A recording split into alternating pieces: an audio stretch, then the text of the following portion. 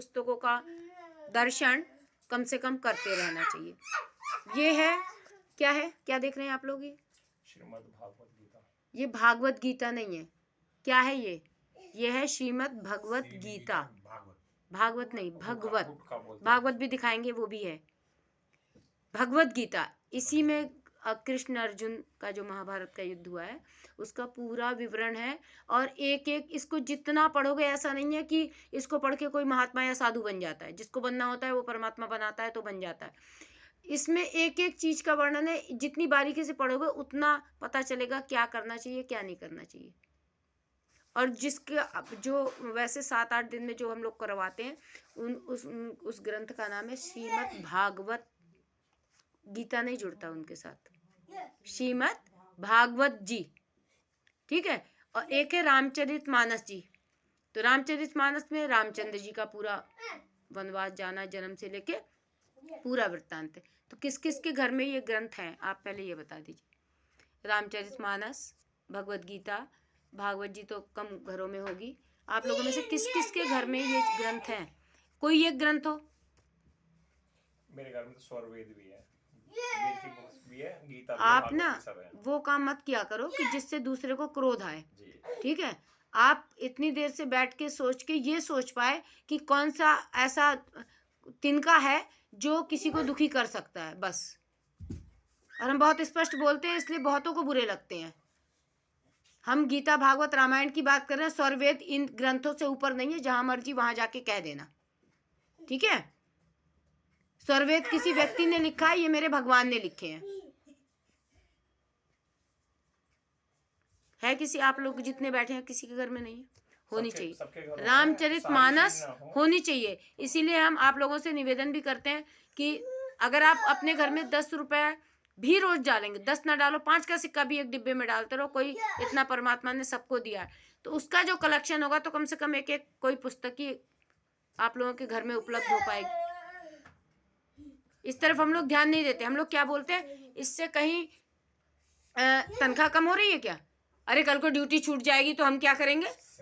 अगर हम भागवत जी में सुनने चले गए या कहीं हम सत्संग में चले गए तो हमें छुट्टी लेनी पड़ी तो क्या करेंगे? पर हम लोग ये नहीं सोचते कि हम सत्संग में जा रहे हैं। अगर ड्यूटी छूट के भी हम सत्संग में जा रहे हैं तब भी हम अच्छे काम के लिए जा रहे हैं। ड्यूटी बनी रहेगी, परंतु हम सत्संग छोड़ के अगर ड्यूटी जा रहे हैं तो कौन सा पल हो कि ड्यूटी छूट जाए? कुछ नहीं कह सकते। सरकारी भी छूट जाती है, आप लोग तो प्राइवेट में ज़्यादातर हैं, ठीक है ना। तो इसलिए जितनी शांति से अभी बैठे हो, खाली बैठना ही नहीं होता, उसको सुन के अपने जीवन में नहीं उतारा तो कुछ नहीं करा। हमने फालतू बोला और आप लोगों ने फालतू टाइम वेस्ट किया, ठीक। तो भगवत गीता में कितने श्लोक हैं?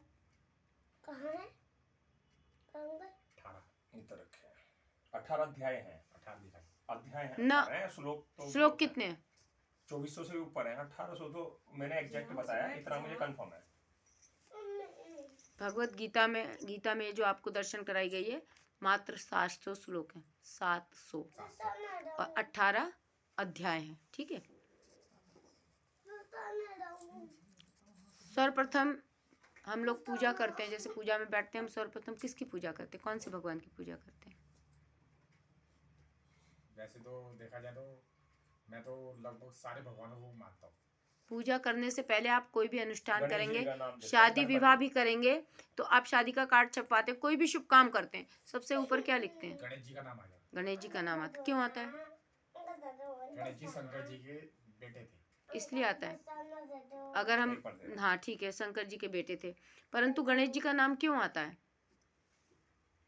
हर जगह शंकर गणेश जी की ही पूजा होती है। क्यों आता है वो तुम आपने बता दिया, ठीक है। क्यों लिखते हैं? क्यों? नारियल जो होता है वो नारियल ही सब जगह पूजा होती है। नारियल गणेश जी का प्रतीक थोड़ी है, गणेश जी का प्रतीक थोड़ी है नारियल। गणेश जी का प्रतीक बनाते हैं ब्राह्मण लोग सुपारी से, है ना। तो इसलिए नहीं होती। क्यों होती है? हमने पूछा क्यों होती है उनकी पूजा? नंदी होते हैं, क्यों होती है पूजा? ऐसा ही उन्हें आशीर्वाद मिला हुआ है कि प्रथम पूज्य आप हो, गणों के आप गणपति हो, उनके राजा हो, उनके ऐसा हुआ था। इसके पीछे एक कहानी है। शंकर भगवान ने उनको वरदान दिया हुआ है कि मेरे से पहले प्रथम पूज्य गणेश जी हैं, इसलिए उनकी पूजा होती है। फिर कभी समय होगा, अभी टाइम ज़्यादा हो रहा है तो विस्तार से बताएंगे। गणेश जी के 5 नाम बताइए। गणेश, लंबोदर, गणपति, गजानन, एक दंताय नमः, एक दंत। ठीक है, 5 ही पूछे हैं तो ये आना चाहिए। 108 और नाम है वैसे इनके। बच्चों को भी इतना 5 नाम, 11 नाम, 21 नाम रटा देने चाहिए। हमने पूरी भगवान के नामों पे ABCD लिखी A to Z। ठीक है। क्या कोई मुस्लिम कवि हुए हैं जो कृष्ण के गीत गाए हो, जिन्होंने कृष्ण भक्ति में? कोई मुस्लिम भी हुए हैं?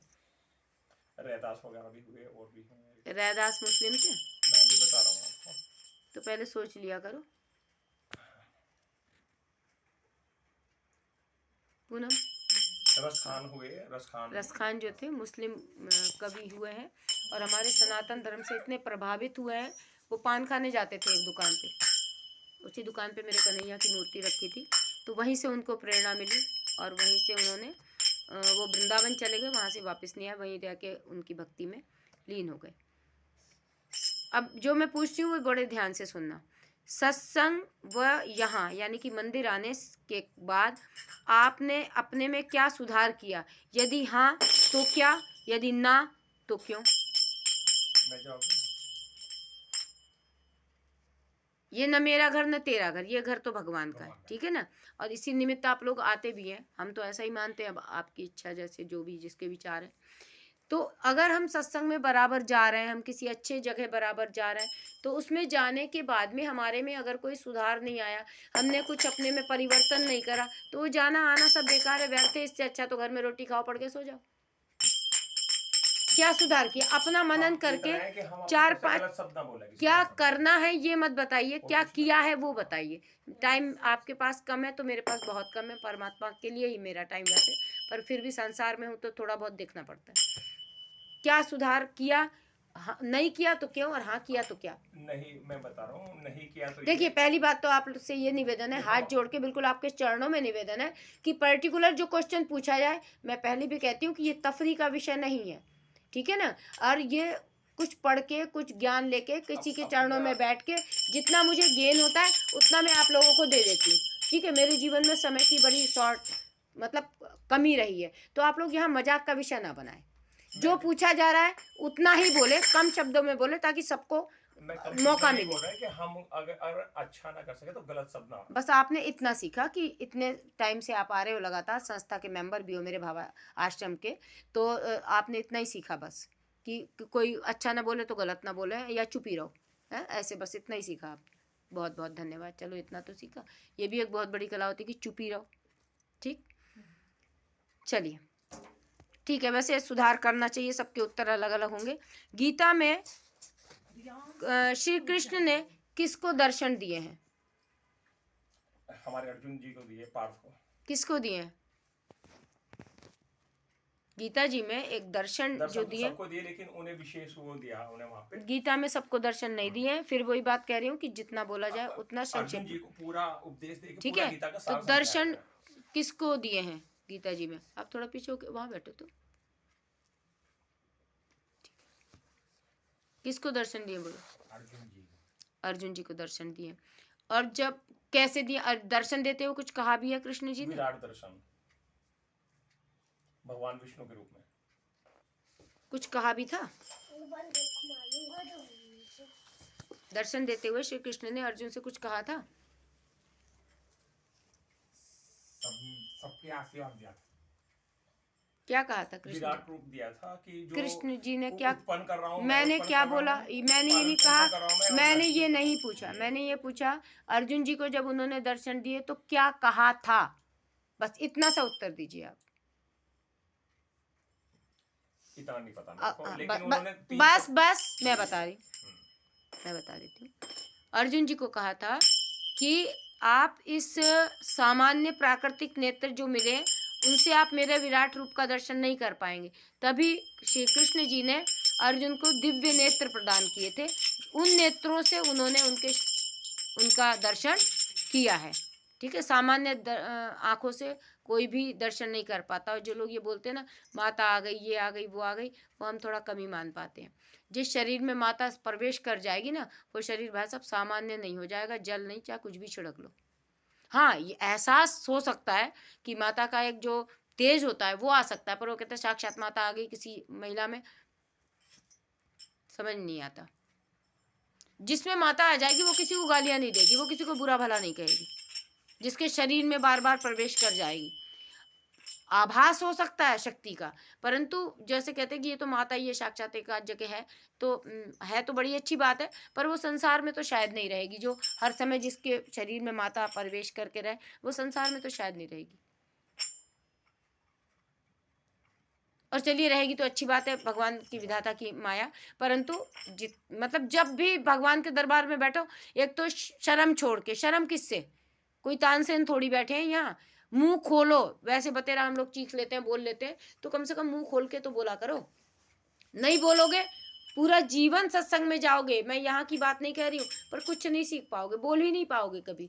कभी हम लोग बुलाते हैं, हम लोग कीर्तन कराते हैं, वो कराते हैं, सुंदरकांड वगैरह कराते हैं, तो हम लोग किराए के मंगाते हैं। किराए के ही तो हो गए एक तरह से, 20-20, 25-25 हजार रुपये देके क्यों मंगाते हैं? क्योंकि हम लोग तो कभी हमारे घर से तो मतलब अगर 50 घर हैं तो 50 में 10 ही घर हैं जो कि बहू बेटी बैठी है। आजकल तो उठते ही सो के ही उठते हैं 8 बजे, शहरों में, गांव की बात नहीं कर रही।